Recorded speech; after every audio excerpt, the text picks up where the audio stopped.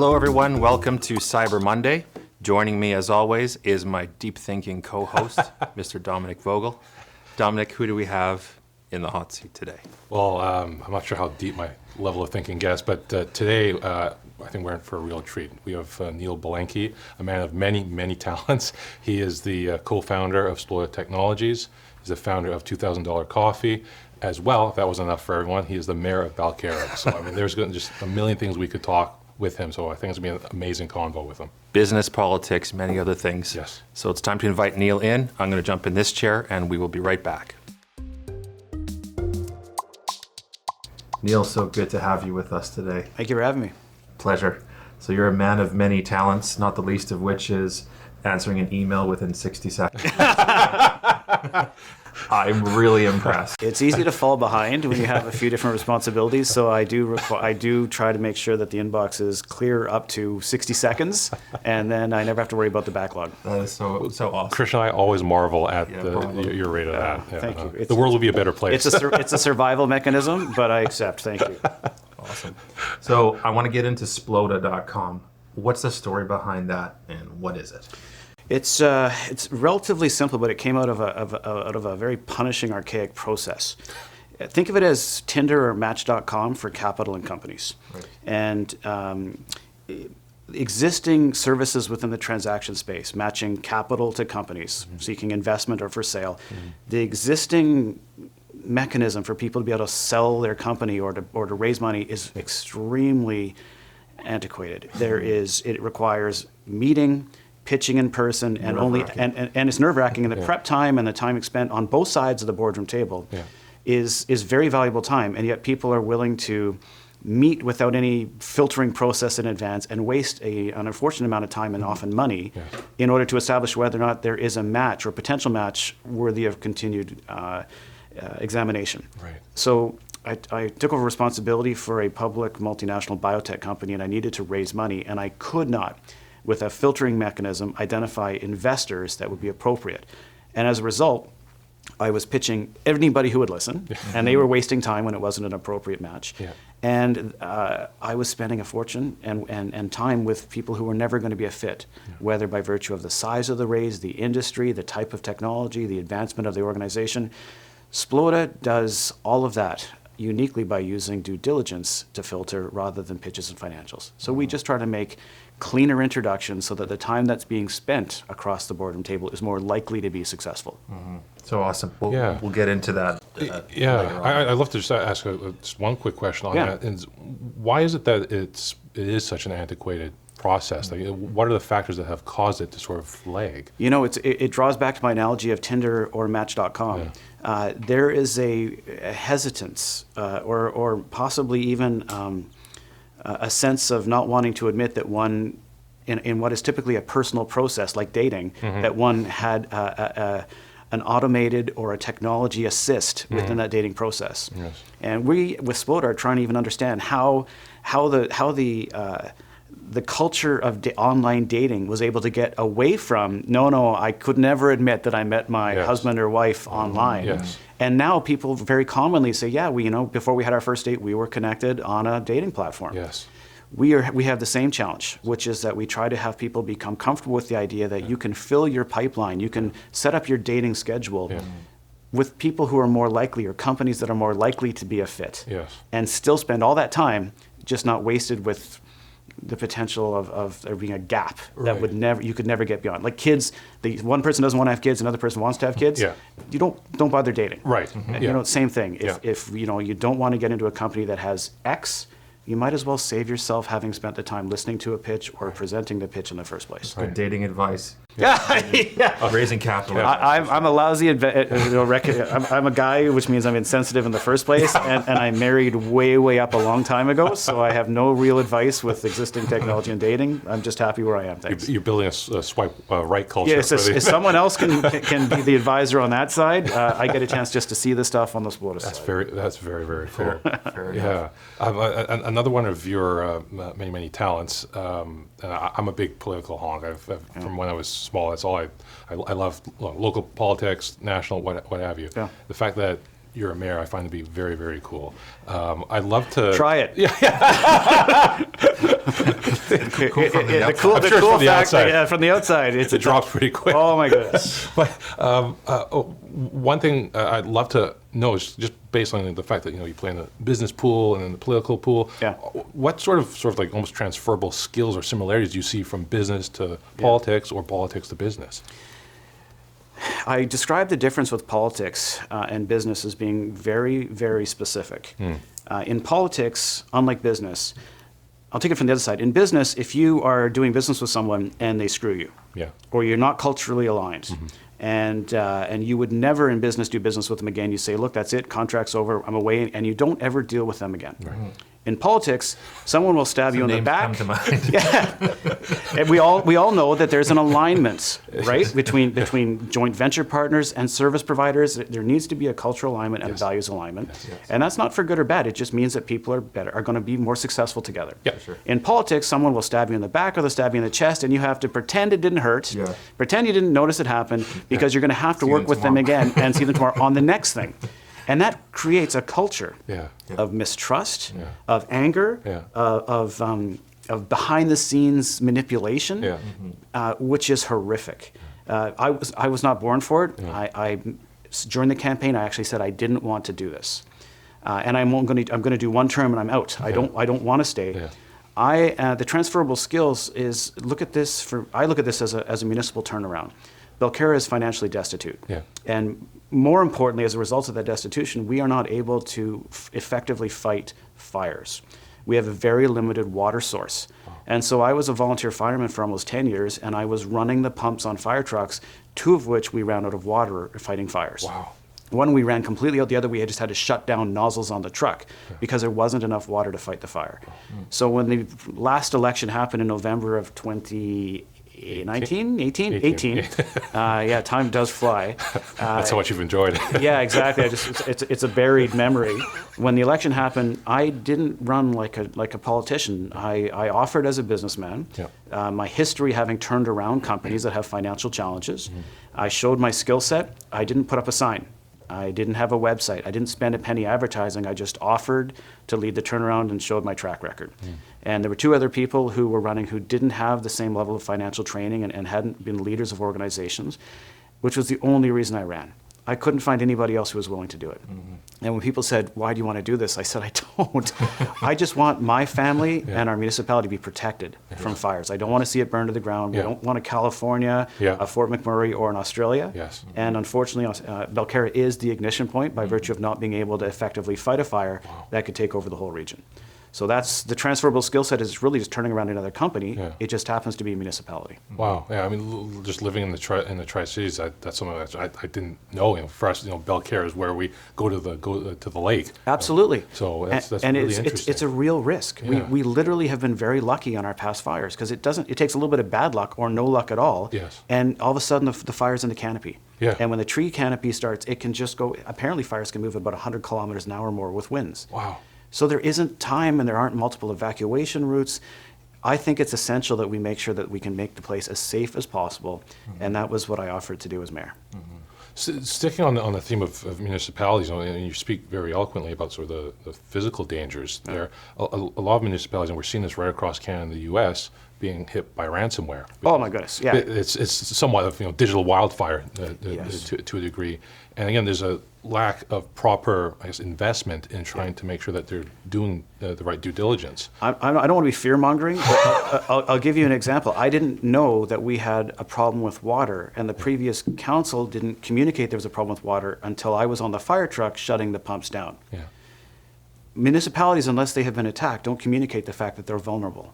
And so unless the person is there, like I was on the truck, protecting or managing the technology that a municipality requires as its backbone for operations, unless that person says something that becomes a public notice, I don't think anybody realizes the level of vulnerability that a municipality has, just like a large organization has. Municipalities should protect themselves, need to protect themselves to the same level as every other organization that has private data or data that has proprietary value. But I am not convinced, and as evidenced by ransomware being made public from municipalities and health authorities and other types of organizations, I'm not convinced that any sector is doing it well yet. And it wouldn't surprise me that as other sectors are hit, and more municipalities are hit, it will force a level of transparency that I don't think is there yet for municipalities to get up to a code Yes. to make sure they're protected as well. Yeah, Amen. yeah, absolutely. And just a little, I guess, piece on that is you mentioned sort of proactive versus reactive. Yeah. And a lot of organizations, not just municipalities, struggle with trying to be more proactive than reactive. Do you foresee a tipping point or a time where we can be more proactive, or is that just human nature that we react till something is gone too bad and then we have to deal with it? Here, I think there's multi-factors at play here. Yeah. The first is that politicians are always looking towards the next election and what's going to help them to get reelected. Sure. Remember, a politician, and this isn't a dig, this is the real world. A politician is successful by getting reelected. They're not successful by virtue of protecting the technology or even physical assets, as long as it doesn't punish them at the election It's ballot box. popularity. Yeah. Bingo. Yeah. It doesn't mean they're great operators. It means they're great at getting elected. Yes. So they're looking, as politicians are, the source of reward as a politician is getting elected again. They're looking at what's going to get them elected again. Advising of a risk, which wasn't previously being communicated, and then dealing with that risk, which may raise property taxes as a result of the costs, versus other things that would help get people out to the box, selecting them as their politician of choice, is a questionable endeavor to rely on for all municipalities to get up to code. I use the code because I think that eventually there will be guidelines, whether they're federal, provincial, whatever the overarching body is. Who knows? Yeah. Maybe UN at some point. Right, yeah. There will be a standard by which everybody is required To meet. to Yeah. And the same level of security for information is almost around the transaction regulatory bodies that they put within the public markets. So I think when that regulatory standard is set, it will be done, and it will be probably fairly quiet as people get up to code. Right. But I think that's going to be the requirement on a municipal, federal, and provincial standard. Wow. Yeah. Yeah. That's awesome.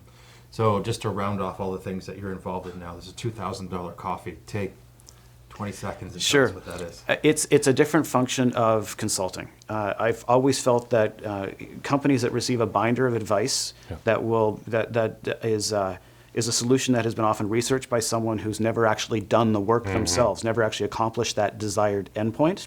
I've always thought that's a really ineffective way for a company to see success. Yes. In fact, the only organizations that typically make money are the consultants, not the actual people who are supposed to execute the binder's plan. Right. Yeah. Yeah. So the $2,000 coffee is it's a network of business operators, business leaders, who have solved a multitude of different problems.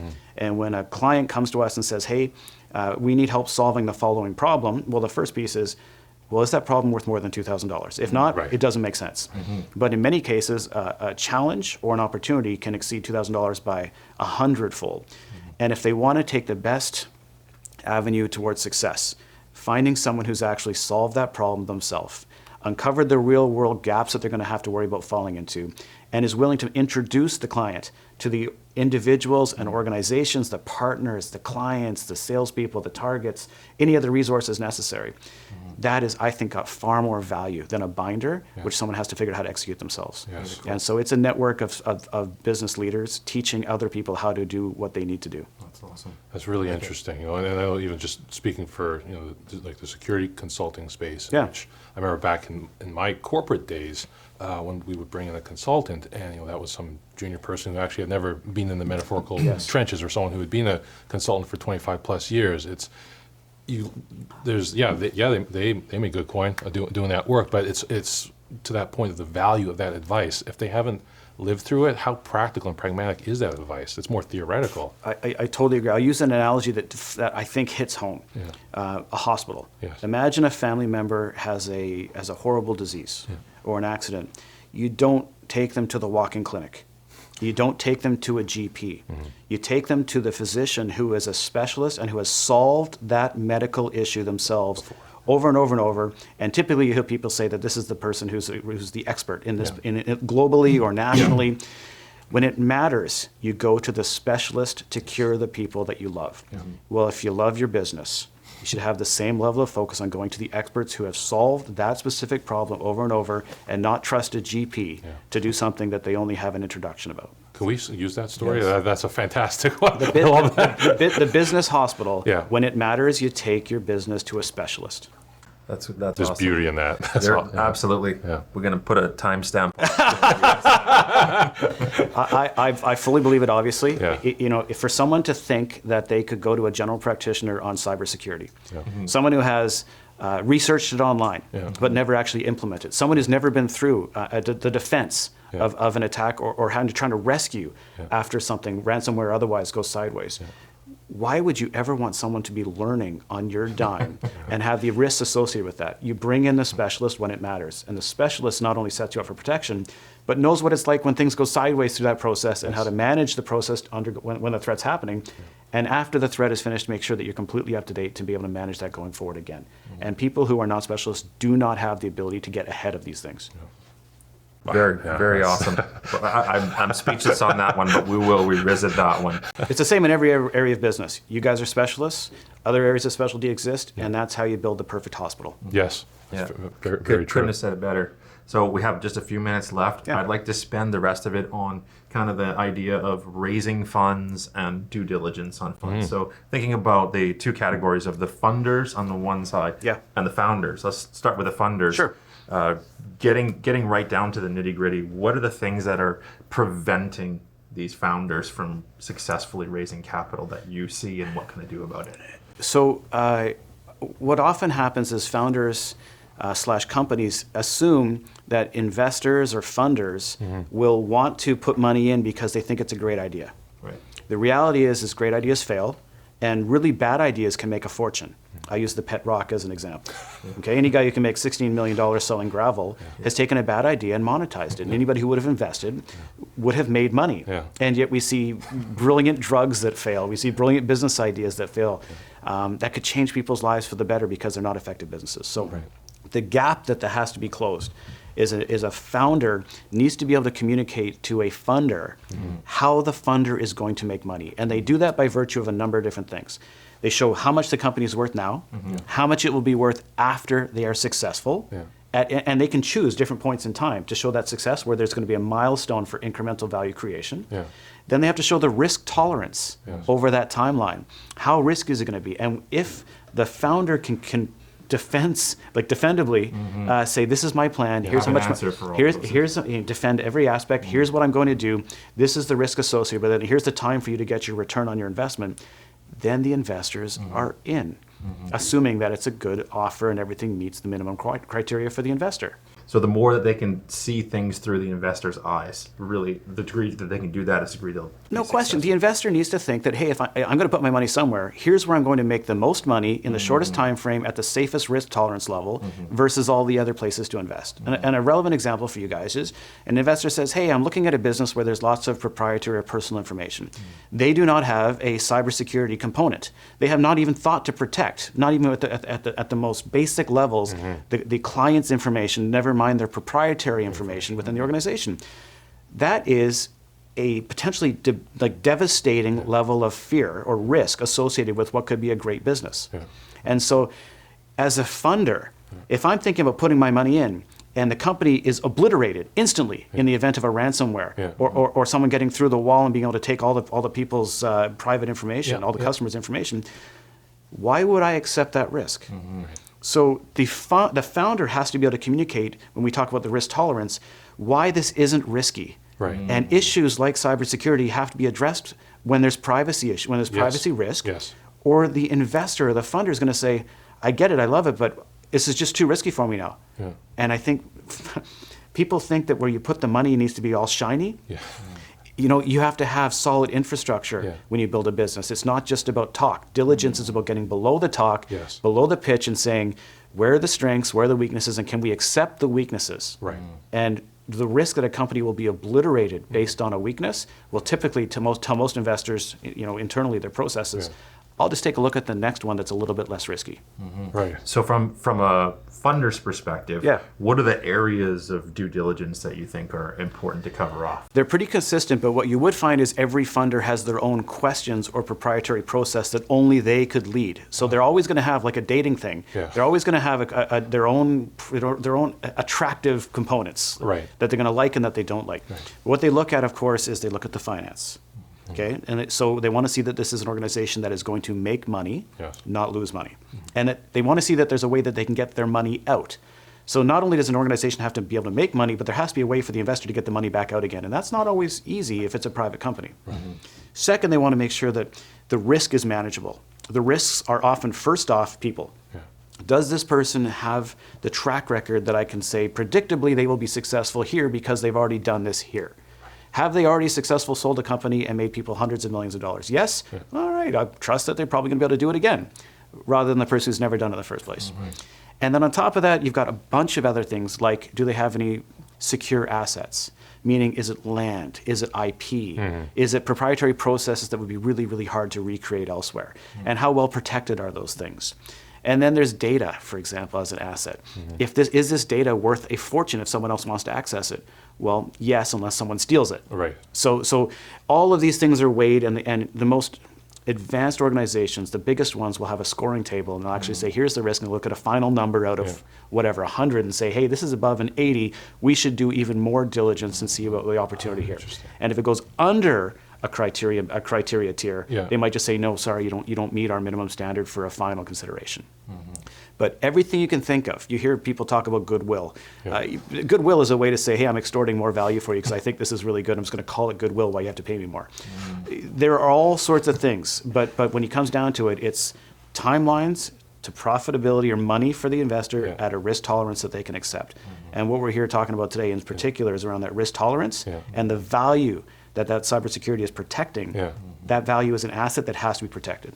From a funder's perspective, how well understood is the notion of cyber or data risk? Like, is that from an awareness perspective? Like, is there still a lot of room for improvement for more funded? No question. While people are advised of ransomware attacks, it doesn't mean that everybody all of a sudden goes in and looks inside. Right. And so I think there's an awareness, and the most advanced funders will have resources where there are experts hired who are experts either in cybersecurity and SaaS assessment and in technology security around IP, where are those assets?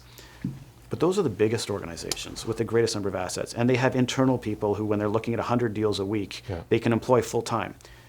Everybody less, all the family offices, all the VCs, all the PEs that don't have $1 billion of rolling over every year to be able to put in, they require those business specialists, like in the hospital we talked about, who come in, set everything up for success. It might be maintained by a junior once it's set up. It might be just a complete outsourcing as minimum requirements to be maintained for safety and security.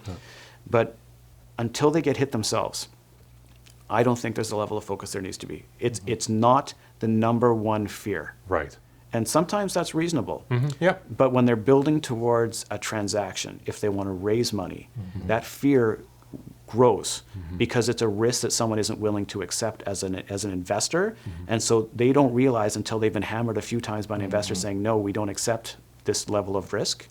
Only then are they forced to elevate it beyond EBITDA or revenue or monthly recurring revenue or annual recurring revenue, that kind of thing. Wow. Yeah, obviously looking at how data heavy and data centric a company is will determine your level of due diligence. Well, and your point's great, because those unicorn companies that you hear about, those are data-centric companies. It's like the new oil, right? It is data. Data is the asset that's worth the billions. It's not. No one's earning the billions of dollars. Right. When these unicorns are getting highlighted, it's the data and the potential of the monetization of that data, that asset that's creating. Or, absolutely, and how you can use that data to guide strategy and guide sales and services for the future. That's where the value is. Absolutely. And as soon as that is compromised, as by a cyber attack, by ransomware, by a physical loss of just a failure of a hardware component. That could be billions of dollars of assets that just disappear. Could be, or even 10, 20, $30 million. It would still be worth doing a $15,000, $20,000. It could devastate a family legacy. When you take a look at how little it costs as an investment to ensure you do it right, I think that risk, people still have to hear the lesson a few more times. People are still fighting back against vaccines. I mean, let's be serious. It's always going to be a problem to get people to focus on things, even when they get the flu themselves. But it will happen, because they'll recognize, they'll be forced by a marketplace to recognize that what they think their asset is worth is not what it's actually worth unless it's protected. I blame Jenny McCarthy for the answers. Yeah, well, but it's flu. When whether it's autism, something as small as flu, never mind measles, mumps, rubella, and all these other things. It only takes one person to say the other side, with data or without data. You won't find many people who think. In fact, I'm not sure you'd find anybody who thinks that online privacy isn't worth protecting. Right. Unlike vaccines that can cause autism. Yeah. I don't think you'll find anybody who says that. The question is just, when does it become a priority for a company? When do they recognize that the investment will have an ROI? Right. It's not a dead cost or a sunk cost. It's an investment to do it right. Yeah. That was an incredible conversation, and I can safely say that you will be a recurring guest. It's a pleasure. I get a chance to see an awful lot of stuff, and I'm always happy to share. There's a great saying that if I see further, I stand on the shoulders of great people. I get a chance to learn from some of the best business leaders, and I get a chance to see mistakes being made by great leaders as well who just didn't know better. And so I have an immense amount of respect for experts in their business, and I can't be more supportive of making sure that things are always done right. We're truly humbled and thankful for your time, Neil. Thank you for having me. Thank you so much, Neil. Pleasure.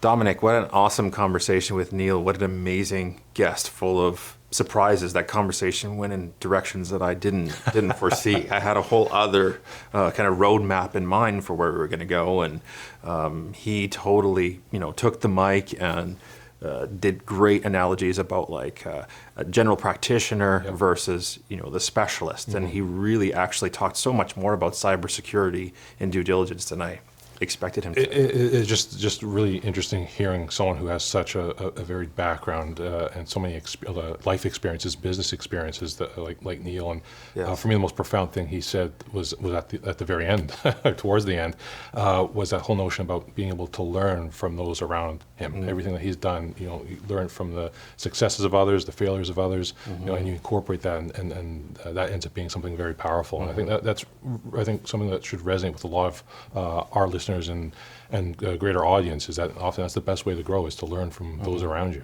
Yeah, I see that the theme for me, the word for that for me is humility. Yes. And I see that definitely Neil has it, and it's important to have that humility when it comes to your cyber risks as well. So thanks for watching. You can check out our other podcasts on conversationsthatmatter.tv or the Conversations That Matter YouTube channel. Also, Apple Podcasts and Spotify, or wherever you listen to your podcasts. And we will see you next month.